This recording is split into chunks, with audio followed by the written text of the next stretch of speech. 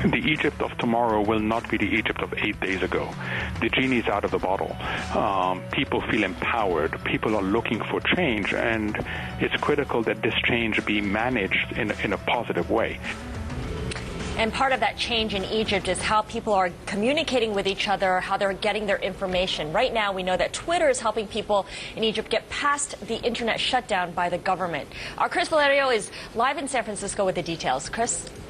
Hey, Scarlett, that's right. So more than 90% of Egypt's internet networks are down right now. However, Google teamed up with Twitter to try to bypass those restrictions. They've created a system that allows people to tweet by voicemail. So here's how it works. Someone in Egypt calls one of 3 international phone numbers and leaves a voicemail message. That recording then is translated to text, posted on Twitter with that hashtag. Remember, the hashtag allows you to search, and that hashtag being Egypt. People in Egypt, by the way, can then call the same number and hear those messages. Google says all of this is possible through its acquisition from last week of Say Now, which is a voice messaging system. Now, in a blog post yesterday, the company said that engineers from all 3 companies, Say Now, Twitter, and Google, worked throughout the weekend to try to make this possible.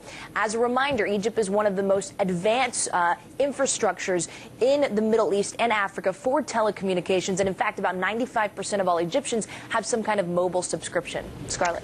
Chris, now this partnership between Google and Twitter and Say Now, which is part of Google, is just one of the many options that Egyptians are using to get access to the web. What are some of the others? So this is Egypt's 5th day without internet access, right? But obviously there's communication that's happening. Phone lines are the ones that are working the best. Mobile phone voice services from Vodafone and France Telecom have actually been re-upped. Old-fashioned dial-up connections really helping people get on the internet. And also the last thing, by the way, and actually there's 30 different dial-up services that are being offered in Egypt right now. The last thing is a lot of people around the border, so neighboring countries are able to pick up internet service from those areas. But certainly a really big tech story happening halfway across the world. Back to you. All right. Thank you very much, Chris Valerio. Let's get more analysis on just what we're seeing on the ground in Egypt right now. Our friend Jamie Rubin joins us by phone. He was the top State Department official during the Clinton administration. Now he's with us at Bloomberg as executive editor of Bloomberg View. Jamie, we've been talking to you as this has developed over the past week or so. You said a huge deciding point is going to be whether or not the Army chooses to fire on citizens. They said they're not going to. People are in the streets en masse. Is today a deciding point? Well, I think its decision to not use military force against its own people, its announcement of that decision, it really means that the Mubarak era is over. It's just a question of when Hosni Mubarak and his family realize that, when an orderly and a hopefully peaceful transition is established. He's not going to be on the ballot next September. How many of days of his future several months of the presidency he serves, I think, is very much in jeopardy. With these huge numbers on the ground, the message couldn't be clearer that he has got to make an announcement to his people that he is going to leave office, that he is working on an acceptable transition. But the crucial thing, and this is where I think we all should be very cautious, we don't want to rush into an election in Egypt, because the only faction, the only group that's ever had a chance to organize has been the Muslim Brotherhood. And we don't want to set up a situation where they have a leg up over other potential opposition or other parties. So I think getting from today, the end of Mubarak, to an election is a long-term process. And what's important is that democratic values be established, the people's voices be heard, and Mubarak go. Right. Aaron Miller was just on the show. You know him well from all his work at State in the Middle East. And he said, you know, a grassroots movement is not a government. I mean, how long does it take to actually establish institutions, political parties, to allow for whatever transition means? Well, I think one has to distinguish between the leadership of a government and civilian and governmental institutions.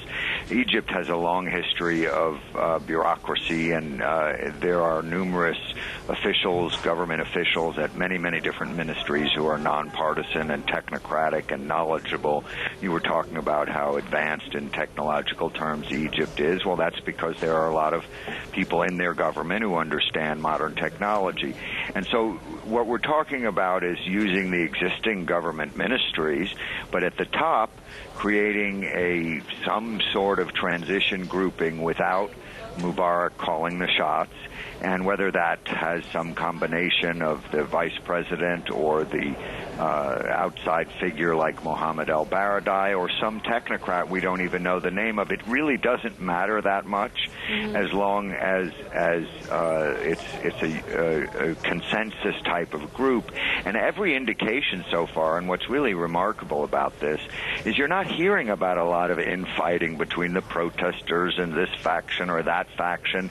Although it doesn't have a formal leadership, there's an enormous degree of cooperation going on by people on the ground who are involved in this, and I think that's very encouraging for the future.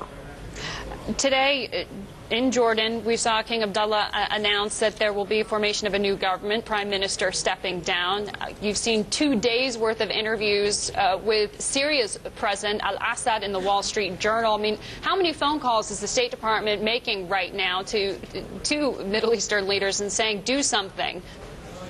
Well, I think we should distinguish between the two countries you mentioned. In the case of Syria, people had high hopes that Bashar Assad was going to be different than his father when he took over several years ago. He was younger, he was modern, he was actually, I think, an eye doctor and had no real political past. But there hasn't been real reform in Syria, and these interviews are really mostly about obscuring that fact. In Jordan, however, the king there has always recognized the importance of responding to factions, to tribes, and to popular views, not with democracy, but with some response, and that's what I think this is.